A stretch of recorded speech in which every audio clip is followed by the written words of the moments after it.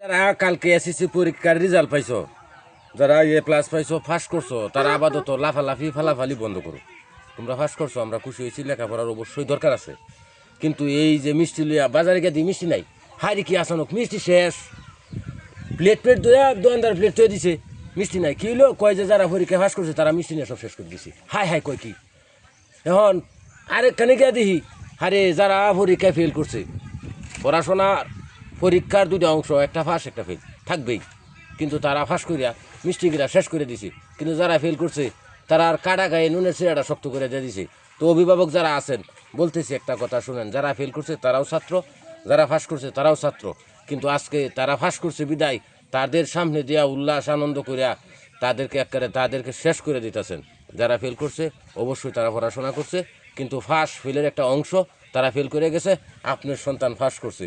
তাই বলতেছি, ওদের অভিভাবকের সামনে বা ওই পরীক্ষার্থীর সামনে আপনারা এই প্রশংসাটা না করবেন।